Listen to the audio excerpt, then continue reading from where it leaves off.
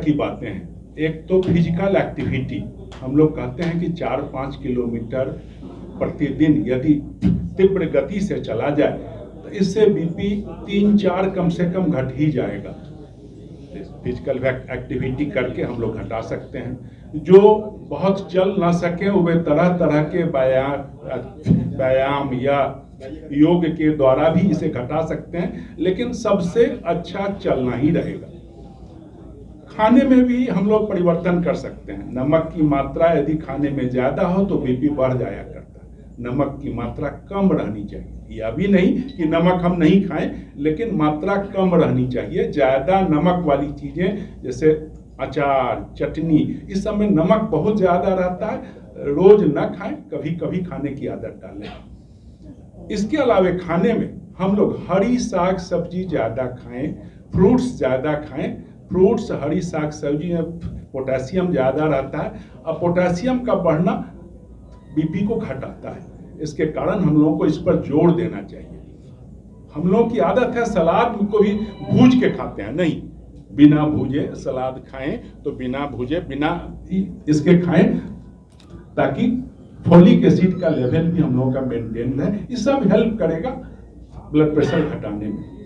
Sleep hygiene, सोना भी उतना ही इम्पोर्टेंट है ब्लड प्रेशर के कंट्रोल के लिए। कई बार कॉग्निटिव डिक्लाइन या सोचने समझने की शक्ति जो है तेजी से उसका ह्रास होता है अगर अनकंट्रोल्ड ब्लड प्रेशर छोड़ दिया जाए तो। आंखों की रोशनी जाने की एक बहुत कॉमन वजह है high blood pressure, uncontrolled blood pressure, even glaucoma.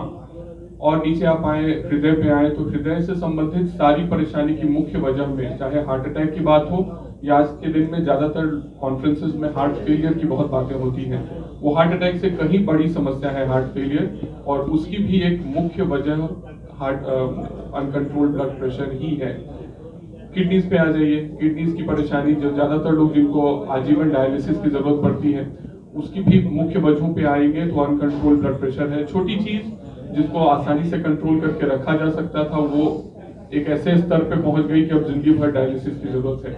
उसके अलावा जो ब्लड वेसल्स होते हैं जिसको हम लोग पेरिफेरल आर्टीरियल डिजीज कहते हैं, कई बार उसका पता नहीं चल पाता समय रहते। कई लोग होते हैं जिनको चलने में पैरों में दर्द होती है या जिनकी पेट की नलियों में रुकावट हो जाती है, तो वो सब की भी एक इम्पोर्टेंट वजह में अनकंट्रोल्ड ब्लड प्रेशर है।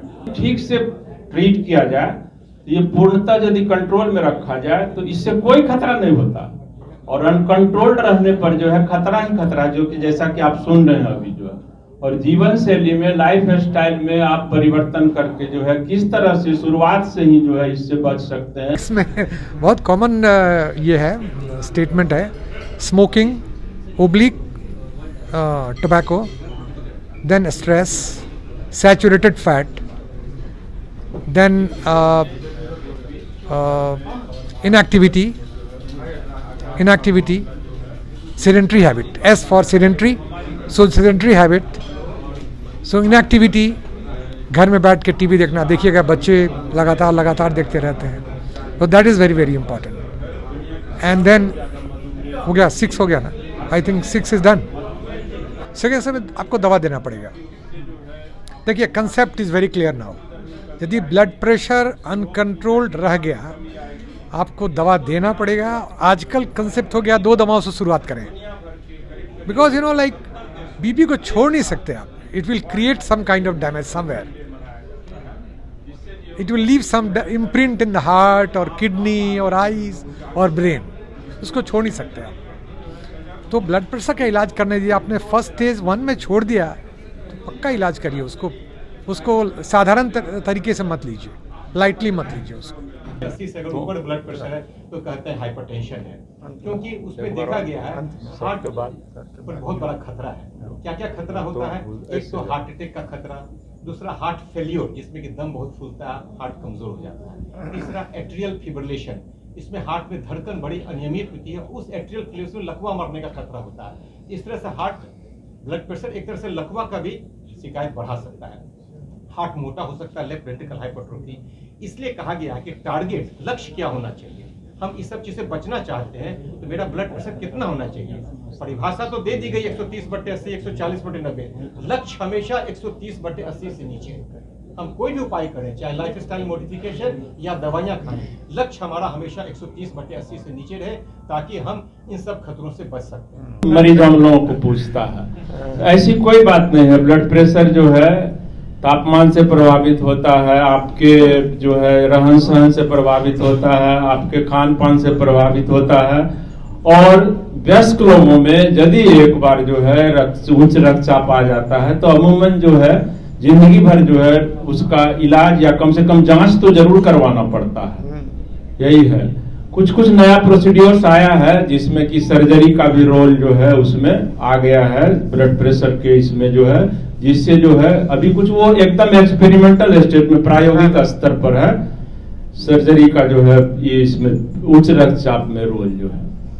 लेकिन सबसे अच्छी बात यह है यदि आप इसको कंट्रोल में रखिएगा तो ये एकदम ठीक ठाक है, कुछ भी आपको नहीं प्रॉब्लम करेगा। लेकिन अनकंट्रोल रहने पर एक से एक समस्या होगा। डॉक्टर संदीप, चूंकि हम लोग लाइफ स्टाइल मॉडिफिकेशन से अपना ब्लड प्रेशर 8 से 10 मिलीमीटर मर्करी तक घटा सकते हैं, तो वो तो कंट्रोल ही हो गया ना अपने आप में। जो आपको दवाई की जरूरत नहीं पड़ रही है तब, लेकिन फिर जब आपका लाइफ स्टाइल फिर गड़बड़ाएगा तो फिर वो बढ़ेगा। ये नहीं सोचना है कि आप अमर हो गए, आप भाई अब अजर हो गए, अमर क्या कहेंगे, अजर हो गए, अब आप बूढ़े नहीं होंगे और ये नहीं होगा। और दूसरी बात होती है एज के अनुसार ब्लड प्रेशर बढ़ता है। एजिंग एक फिनोमिना है ना, इसलिए ब्लड प्रेशर की दवाई अगर आपकी चल रही है, अपने लाइफ स्टाइल से अगर कंट्रोल भी कर लिया, पूरी पॉसिबिलिटी है कि आगे चल के लेटर एज में आपको जरूरत पड़ेगी ही पड़ेगी, मैक्सिमम को पड़ता है दवा लेना है। हाँ, 60 इयर्स के एज में तो 70% लोग हाइपरटेंसिव, 60 इयर्स क्रॉस करने के बाद 70% लोग ऑलमोस्ट हाइपरटेंसिव होते ही होते हैं। उसका कोलेस्ट्रॉल भी हो गया तो क्या होगा? वो तो देखिए है ना कि दो तरफा मार वाली बात होती है ना, कि अगर आप एक चीज को कंट्रोल नहीं करेंगे तो ब्लड प्रेशर बढ़ा, कोलेस्ट्रॉल बढ़ा, पता चला शुगर भी उधर से आ गया, 10 किलो वजन भी आप बढ़ा दिए, तो फिर सोच लीजिए क्या होगा। तो चौतरफा मार वाली बात हो जाएगी। इसलिए सबको बैलेंस में, सब एक दूसरे को घटाता है। आप वेट कम कीजिएगा, ब्लड प्रेशर को घटाएगा, कोलेस्ट्रॉल को भी घटाएगा, शुगर को भी घटाएगा। शुगर कंट्रोल कीजिए तो कोलेस्ट्रॉल को घटाएगा। तो सब एक दूसरे को एडवांटेज करता है। लेकिन मिल के सब कहते हैं ना, सिनर्जिस्टिक इफेक्ट्स होते हैं, साइड इफेक्ट्स भी है, एडवांटेज भी है।